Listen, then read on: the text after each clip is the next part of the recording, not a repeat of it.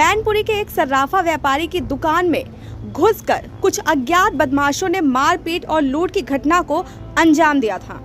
घटना को लेकर व्यापारी ने पुलिस पर गंभीर आरोप लगाते हुए सीओ अजय चौहान को सीओ करहल के पद से हटाए जाने की मांग की है।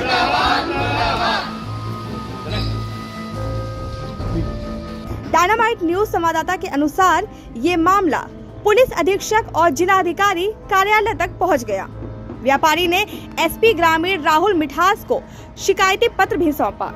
इस मुद्दे ने न केवल व्यापारियों के बीच आक्रोश पैदा किया बल्कि मैनपुरी में एक बड़ी चर्चा का कारण भी बन गया।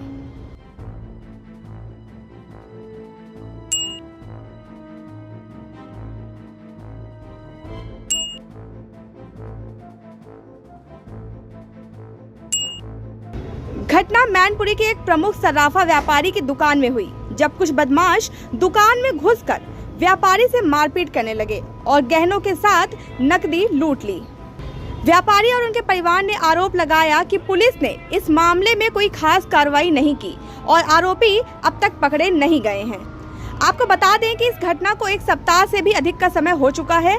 व्यापारी ने ये भी कहा है कि उन्हें पुलिस से किसी भी तरह की मदद नहीं मिल रही है। एसपी ग्रामीण राहुल मिठास ने डायनामाइट न्यूज से बातचीत करते हुए बताया कि पीड़ित व्यापारी के द्वारा दिए गए प्रार्थना पत्र के आधार पर एक अभियोग पंजीकृत कर लिया गया है। उन्होंने ये भी स्पष्ट किया कि मामले की विवेचनात्मक कार्रवाई चल रही है। थाना करहल में कल शाम को इनके व्यापारी हैं सर्राफा के, इनका लेन देन कुछ लोगों के साथ में पूर्व से चल रहा था, जिस बात को लेके इनके बीच में मारपिटाई की घटना हुई है और जिसमें वीडियो फुटेज देखी गई है जिसमें कुछ व्यक्ति इनको मारपीट कर रहे हैं।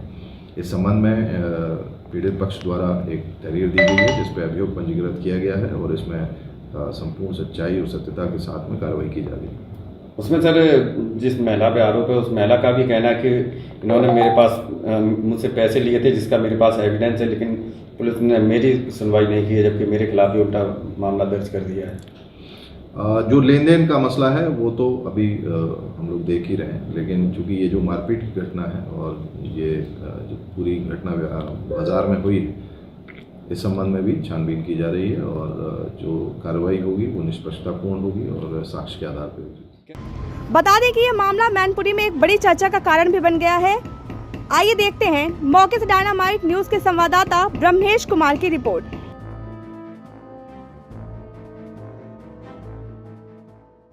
जहां एक तरफ उत्तर प्रदेश सरकार भू माफिया, दबंगों और जो शोषित पीड़ित लोगों पर अत्याचार करने वाले लोगों के खिलाफ बड़ी से बड़ी कार्रवाई करती है, वहीं दूसरी तरफ जो सराफा व्यापारी है वो आज धरने पर बैठने को मजबूर हो चुके हैं। हमारे साथ है एक व्यापारी जिनसे आप आइए बात करते हैं। क्या नाम है आपका? मेरा नाम श्री अखिलेश कुमार और राजू है सर। राजू जी, तमाम लोगों के साथ जिलाधिकारी कार्यालय पहुंचे हैं, मामला क्या है? मामला ये, मेरा भाई छोटा है, ये इसको दुकान पे घुस के 20-25 लोगों ने इसको पीटा है, मारा है और डिब्बे में से सामान निकाल लिया और डीवीआर ले गए, इसका मोबाइल छीन लिया, वीडियो इसने बनाया उसका, और इसको पकड़ के मारती हुए लेके गए 1.25 किलोमीटर तक। जब मेरी दुकान सुभाष गेट के सामने, जब ये मेरी दुकान पे आ गया, इसको पटक के मारा और दे लाते, दे घूसा, दे बटिया और कट्टे की बटों से मारा। फिर मैंने इसको भागे हम सभी लोग, तब मैंने इसको बचा पाया। फिर होमगार्ड वालों से मैंने कहा इनको ला दिए गाड़ी में, एकदम लदवा के मैंने इसको वहां से जान बचा के इसको थाने भिजवाया। कल सराफा व्यापारियों ने सुभाष गेट पर जाम लगाया था, धरना प्रदर्शन किया था, उसके बाद कोई प्रशासन द्वारा कोई मदद की गई क्या? जब धरना प्रदर्शन हुआ तो सराफा व्यापारी तो थे, लेकिन हमारे सातों समाज के दुकानदार थे। पूरा करहल इन टोटल बंद हुआ था कल, और बंद होने के बाद में सभी सुभाष गेट रोड पे बैठे हुए थे। उसके बाद सीओ साहब आए, इंस्पेक्टर साहब आए, एसएसआई क्राइम सभी लोग आए। उन्होंने मुझसे कहा कि ऐसा राजू भाई, आप यहाँ धरना हटाइए, आप थाने आइए, आपकी FIR लिखी जाएगी। मैंने कही नहीं, कप्तान साहब जब तक नहीं आएंगे मैं नहीं साहब हटूंगा, कुछ भी हो जाए, कि नहीं उठाओगे मैं मुकदमा लिखूंगा। हमनी साहब लिख दो, कितने के नाम लिखो जाइए, लिखो हमनी मुकदमा। लेकिन जब सीओ करहल साहब आए थे, मैं मौके पे था वहाँ पर, तो आप लोगों ने जाम में खुलवाया था, उन्होंने आश्वासन किया था आपको कि हम मुकदमा लिखवाएंगे। उसके बाद क्या हुआ? उसके बाद मुकदमा अभी तक नहीं लिखा गया, जो मैंने तहरीर दी है उसको। वहाँ पर पंचायत भी करी थी सीओ साहब द्वारा, क्या था मामला? वो मामला जब हमारे समाज के सभी लोग बुजुर्ग ले गए थे, दुकानदार भी गए थे, उस समय जब बैठ के बातचीत हुई तो सीओ साहब ने जब बात सुनी तो उसके बाद में सीओ साहब ने ये कहा कि पहले तो ये कहा ये गुंडे लोग क्यों आए, इनको सबको भगाइए यहाँ से, इधर करिए उधर करिए, डांटा व्यापारियों को। उसके बाद में व्यापारियों को डांटने के बाद फिर कहा कि ऐसा मैं मुकदमा लिख दूंगा सबके खिलाफ अभी, और फिर मैं 76 का भी मुकदमा ये लिखा है मैं लिख दूंगा अभी, फिर क्या होगा तुम्हारे लिए। हमने साहब अब जो जेल फांसी जो है मैं उसे भुगतूंगा, अब जो भी हो। तो हमारे साथ पूर्व चेयरमैन संजीव जी आए, उनसे भी जानते हैं क्या इनकी पूरी बात इनकी सुनिए, हम बताएंगे। आप थोड़ा बता दीजिए, जो सीओ साहब की कार्यशैली है क्या पैसे लगाती है?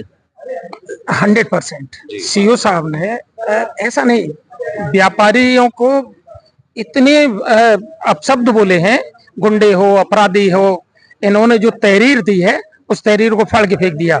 उसमें से 2 नाम निकाले कि इन्हें अगर लिखाओगे तो हम तुम्हारे खिलाफ 76 लगा देंगे, और जितने भी व्यापारी गए थे करेल से सबको बेइज्जत करके भगाया। अभी आप सीओ अजय चौहान जी के वहां से हटाए जाने की मांग कर रहे हैं सभी लोग? अभी भी कर रहे हैं जी। मेरा कप्तान साहब से निवेदन है कि सीओ साहब को कहीं का चार्ज दे दे, मेरे करेल से हटा दे। उनकी भाषा शैली बड़ी खराब रहती है। आप तो भारतीय जनता पार्टी के पदाधिकारी भी हैं, और उसके बाद भी पीड़ितों को जब न्याय नहीं मिलेगा तो क्या कहेंगे आप? इसीलिए तो हम हिम्मत जुटा रहे हैं। हम भारतीय जनता पार्टी के बहुत छोटे से कार्यकर्ता हैं। महाराज जी की गवर्नमेंट में किसी के साथ अत्याचार नहीं हो सकता। तो अत्याचार तो हो रहा है ना सामने। मेरे करेल में इन गुंडों ने आज से 10 दिन पहले, इसके भी एविडेंस है, 10 दिन पहले इन लोगों ने इनकी दुकान में ताला डाला, इन्हें 10 लाख रुपया दिया है, 90 लाख रुपया ले लिया। दूसरा, ये लोग ये कह रहे हैं कि हमने पैसा दिया, क्या इनके पास साहूकारी का लाइसेंस है? हम आप लोगों से आग्रह कर रहे हैं, आप उनसे ये जरूर पूछो कि क्या आप लोगों के पास साहूकारी का लाइसेंस है, और अगर लाइसेंस है भी तो ये आप 90 लाख रुपया जो बता रहे हो आपने दिया है, ये कहां से लेके आए 1 नंबर का, आप बताओ। इन्होंने तो 1 नंबर में दिया है, उन्होंने जो पैसा दिया है 1 नंबर में, कैसे इन्होंने 90 लाख रुपया इन लोगों को दे दिया? इनके पास इन्होंने जो तहरीर दी, जिन लोगों ने मारा है इन्हें, इनके पास सारे एविडेंस हैं, वीडियोस हैं, आप ले लीजिएगा। उसमें 2 नाम है, एक तो है उसका नाम बीटा यादव और विपिन कुमार, ये दोनों ही नाम सीओ साहब ने जबरदस्ती हटवाए हैं। निश्चित इसमें कहीं ना कहीं गंध आ रही है, बू आ रही है। अच्छा, मैं उनसे आपको मैं सामने लेके आता हूँ कैमरे के, जो पीड़ित है असल में इनके साथ मारपीट हुई है, आपका क्या नाम है? श्याम जीवन सर्राफ। श्याम जीवन जी, जो घटनाक्रम को थोड़ा बताइए उसके बारे में। ऐसा तो मैं दुकान पे ग्राहकों को सामान दिखा रहा था, जो लोग आए एकदम गंदी गंदी गालियां देने लगे और पकड़ के खींचने लगे कि हमें अभी चाहिए 1 करोड़ 6 लाख रुपया। श्याम जीवन जी, जो कल पंचायत हुई उसमें कोई निष्कर्ष निकला क्या? सीओ साहब ने पंचायत की थी, सीओ साहब के पास में गया, तहरीर लेके हमने भी साहब एप्लीकेशन तहरीर लिख के इसकी जांच कीजिए और गुंडों को गिरफ्तार करिए। उन्होंने कहा ऐसी आप यहाँ से जाइए, जब आप ये दिखाओगे तो मैं तुम्हारे खिलाफ 76 का मुकदमा करके जेल भेज दूंगा। जो कार्यशैली प्रशासन की है, आपको लगता है कि एक सवाल खड़ा करती है सरकार पे, जो बहुत बड़ा सवाल है कि जहां योगी आदित्यनाथ जी कहते हैं कि सभी के खिलाफ बड़ी से बड़ी कार्रवाई होगी, बुलडोजर कार्रवाई होगी, और वहीं सीसीटीवी पूरी घटना कैद है, फिर भी कोई केस फाइल नहीं हुआ अभी तक? अभी तक सीओ साहब ने कोई एक्शन नहीं लिया और एक तरफा वो बात कर रही है, एक तरफा बात कर रहे हैं। हाँ, तो देखिए, आप पीड़ित जो है बिल्कुल परेशान है, इतना परेशान है कि अपनी बात भी सही से नहीं कह पा रहा है। वही महाराज यादव और विपिन कुमार, ये दोनों माफिया हैं और गुंडे किस्म के लोग हैं। इन्होंने हमें जान से मारने की धमकी दी है कि तुझे जिंदा नहीं रखेंगे हम, और न तेरे बच्चों को। दर दर भटक रहे पीड़ित परिवार को, कहीं एसपी आरिफ साहब के पास जाते हैं, कहीं सीओ साहब के पास जाते हैं, कहीं डीएम साहब के कार्यालय पहुंचते हैं, कहीं इधर उधर भाग रहे हैं, लेकिन अभी तक न्याय नहीं मिल रहा है। वहीं उत्तर प्रदेश सरकार का ये कहना है कि हर पीड़ित, शोषित और किसी व्यापारी किसान को हमारी सरकार में कोई भी दिक्कत का सामना नहीं करना पड़ेगा। लेकिन एक परिवार ऐसा जो हर तरीके से सीसीटीवी फुटेज होने के बाद भी मुकदमा पंजीकृत नहीं करा पा रही है पुलिस। कैमरामैन के साथ ब्रह्मेश कुमार, डायनामाइट न्यूज के लिए, भेलपुरी।